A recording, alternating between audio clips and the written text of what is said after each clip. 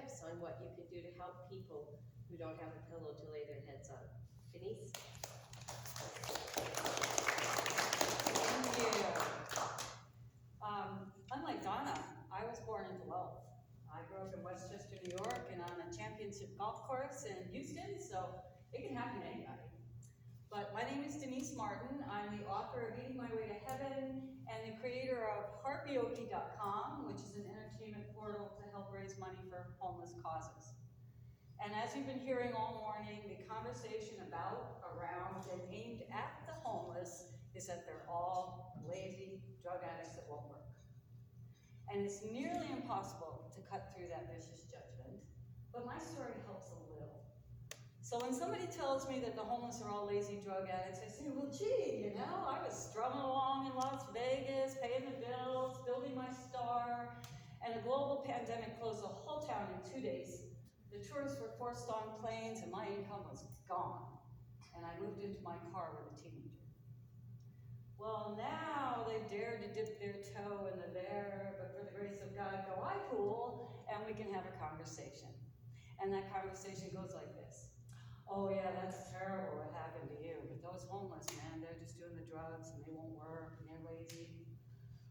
Okay, so in the year I've been talking about this nonstop since my op-ed hit the Oregonian, here's the argument I landed on, and I apologize if it cuts a little. It cuts every time somebody says something like that to me. So the homeless are all lazy? Every day a homeless person has to find food, water, bathrooms, and a safe, legal place to lay down. That could take all day. And if you're homeless in Portland, you're wet, and your bedding's wet. And if you leave to address any of those things, by the time you get back, everything you own could be gone. It's complicated. The homeless won't work? I went to 5 businesses, boots on the ground, to apply for work. 3 of them told me to apply online, the other 2 wanted to call me. You cannot get a job in the United States without a phone. They want you to apply electronically, they want to communicate with you electronically, they want to pay you electronically.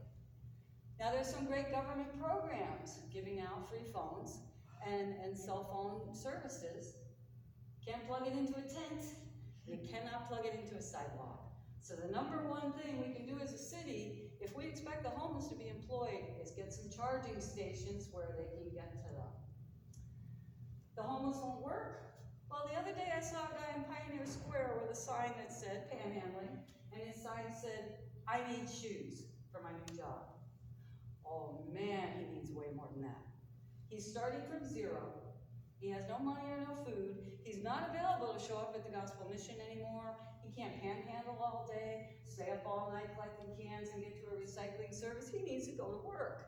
He has no money to get to work, so he has to find a place to lay down in proximity to his employer where he won't be arrested, go to work hungry for weeks until he gets a check, and that will come close to getting him housing.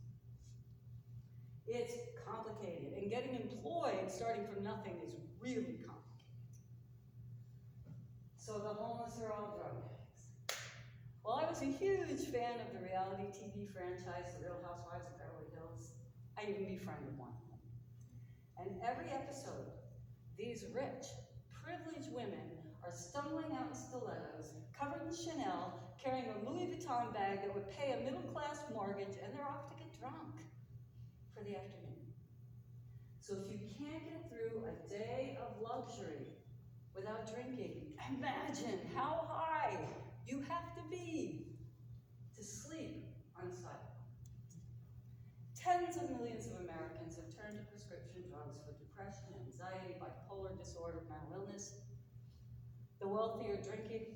Marijuana is on every corner, and 3/4 of the population is harming themselves with food abuse. So ye who has no crutch can throw the first stone at the homeless. I certainly can't. Life is complicated, and it's overwhelming for all of us.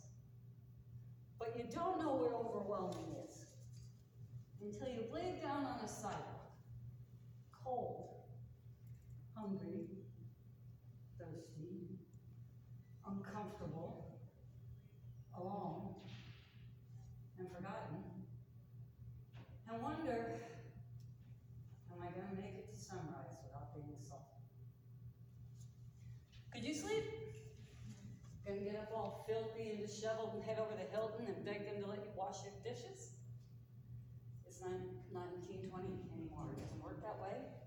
You're not going to make it through the door of the Hilton, and the labor laws won't allow you to just go to work. So, you leave here today, you're feeling a little bad, and you find a homeless person on the sidewalk, and you want to give them $10, but you're thinking, what's the point? They're just going to spend it on drugs. Here's the truth. Your $10 is not going to get them out of poverty today. Your $10 is not going to buy them a motel room. Your $10 barely buy them a meal. I got stuck downtown with $12 the other day. I could barely find something to eat. And to think that they're going to put your generous donation in their pocket and hang on to it for a couple of years till they have enough for housing is ludicrous. It took me 18 months to work my way out of my car, working jobs and busking with a $7,000 instrument. It's complicated. So, in my opinion, the only right move is you see that person on the sidewalk and you say to them, your circumstances break my heart. I know I look like I have a lot, but I can't rescue you. But I have a little money I can share. And it's none of my business how you spend it. I just pray you get safely through the night. Because you matter. And remember, you're leaving them in a life-threatening situation tonight. They gotta survive that sidewalk tonight. How dare we judge how they do that? So, in closing, I just wanted to share with you real quick that the number one thing that we can do to help a person begin the journey out of poverty is share a kind word. I was on the waterfront recently at the spot where Donna met me, and a young woman came stomping down the sidewalk, having an angry conversation with no one about how she'd been raped by her stepfather. And as she started to approach me, she said, and my mother doesn't care about anything but, and I screamed, I care about you! And without missing a step, she turned around, looked me right in the eyes, in a clear, lucid tone, and said, thank you. Spun back around and didn't miss a step in her cycle battle. But I reached her for a moment with love. Had I given her money, she wouldn't remember me, although I wish I had the opportunity. But she will always remember the person who screamed, I care about you, and how it felt. The homeless need self-esteem if they're going to turn anything around. They don't need to hear any more of how they were lazy drug addicts who won't work because they do not have the tools to get employed. So I'm working to build an ecological dome village with my sister company, Pacific Domes, here in Portland. Instead of wasting all of our money moving the homeless from one sidewalk to the next, from a shelter to a jail cell, we can put up a sustainable community overnight and get these people back in the bosom of the families and the companies that desperately need them. And I can use all the help I can get. I'm not stable, but it's just time. And so I started this thing, and I got a tiger by the tail. So accepting all help. And then finally, I want to share with you a little 1-minute video about what it's like for the homeless when you have to go to the bathroom in Portland. And all you need to know about this footage was I needed to go while I was shooting this. So thank you so much. I'm so grateful for your attention. Thank you for listening. Your heart is the number one thing you have to help homeless people. God bless. You matter.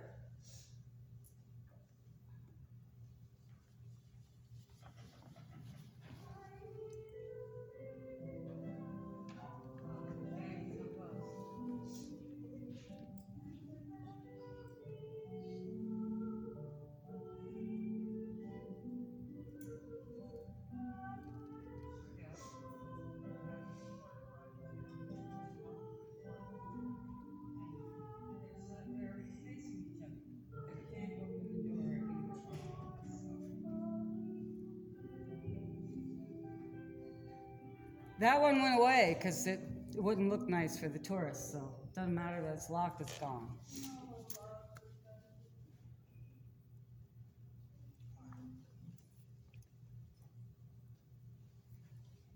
Thank you, Denise. Thank you.